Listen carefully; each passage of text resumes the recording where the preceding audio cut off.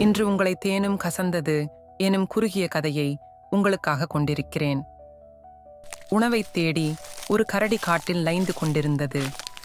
அந்த பரிதாபமான கரடி நல்ல உணவை சாப்பிட்டு பல நாட்கள் ஆகிவிட்டன. அதற்கு பிடித்தமான வேர்கள், கொத்து கொத்தான பழங்கள், தேன் முதலியவற்றை நினைத்தாலே அதற்கு நாக்கில் நீர் ஊறிற்று. அது ஓர் அடர்த்தியான காடு. பல மைல்கள் பரவி இருந்தது. தன் பசியை போக்கக்கூடிய உணவு எப்போது கிடைக்கும் என்று எண்ணியவாறு கரடி காடு முழுவதும் அலைந்து திரிந்தது.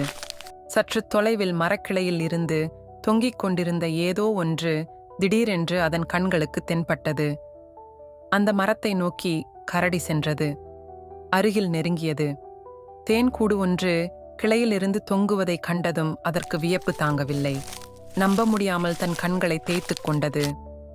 மரக்கிளையிலிருந்து தொங்கிக் கொண்டிருப்பது தேன்கூடா? ஆம், தேன்கூடுதான். தன் அதிர்ஷ்டத்தை கரடியால் நம்ப முடியவில்லை. மகிழ்ச்சியால் துள்ளி குதித்தது. தேன்கூட்டுக்குள் தேனீக்கள் இருக்கின்றனவா என்று உற்று நோக்கியது. அங்கு தேனீக்கள் இல்லை. மிக உற்சாகத்தோடு சுவையான தேனை தேன்கூட்டிலிருந்து எடுக்க தன் காலை தூக்கியது. அந்த நேரத்தில் சத்தமாக ரீங்காரமிட்டவாறு ஒரு பெரிய தேனீ கூட்டம் தன்னை நோக்கி வருவதைக் கண்டு கரடி துணுக்குற்றது. அந்த கூட்டை சேர்ந்த தேனீக்கள் அவை. தேனீக்கள் நாள் முழுவதும் கடுமையாக உழைத்து சேகரித்து தேனை கூட்டில் வைப்பதற்காக வந்து கொண்டிருந்தன. கூட்டை நெருங்கும் போது அங்கிருந்த கரடியை பார்த்தன. அவை சேகரித்த விலைமதிப்பற்ற தேனை கரடி அபகரிக்க வருவதைக் கண்ட தேனீக்கள் கரடியை சூழ்ந்து கொண்டு கோபத்துடன் அதை கொட்ட ஆரம்பித்தன. தேனீக்கள் கொட்டியதால் கரடிக்கு மிகவும் வலித்தது. வலி தாங்காத கரடிக்கு அதிகமாக ஆத்திரம் ஏற்பட்டது. எனக்கு கிடைக்காத தேன் தேனீக்களுக்கும் கிடைக்கக்கூடாது என்று கரடி எண்ணியது. மேலே எழும்பி குதித்து கூட்டை கைப்பற்ற எண்ணியது. கைப்பற்றியவுடன் கூட்டை கீழே போட்டு உடைத்து அதை அழிக்க வேண்டும் என்று வெறி அதற்கு ஏற்பட்டது. ஆனால் புத்தியுள்ள தேனீக்களுக்கு கரடி என்ன செய்ய முயல்கிறது என்பது தெரிந்தது. ரீங்காரம் செய்தவாறே அவை கரடியை சுற்றி சுற்றி வந்து வலிமையெல்லாம் ஒன்று சேர்த்து கொடுக்குகளால் கொட்டின. மறுமுறையும் தேனீக்கள் தாக்கியவுடன் கரடி திகைத்துப் போனது. தேன் கூட்டை பிடிக்கும் எண்ணத்தை கைவிட்டது.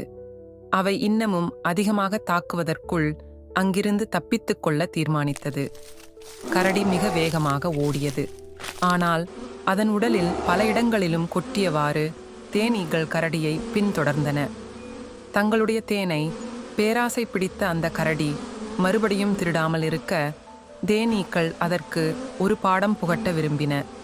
அந்த அளவு தேனை சேகரிக்க தேனீக்கள் அரும்பாடுபட்டுள்ளன. தங்களுடைய கடுமையான உழைப்பின் பலனை கரடி அனுபவிக்க எண்ணியதை தேனீக்கள் விரும்பவில்லை. தேனீக்களுக்கு கரடி மீது கடும் கோபம் ஏற்பட்டது. அதற்கு தண்டனை அளிக்க தீர்மானித்தன.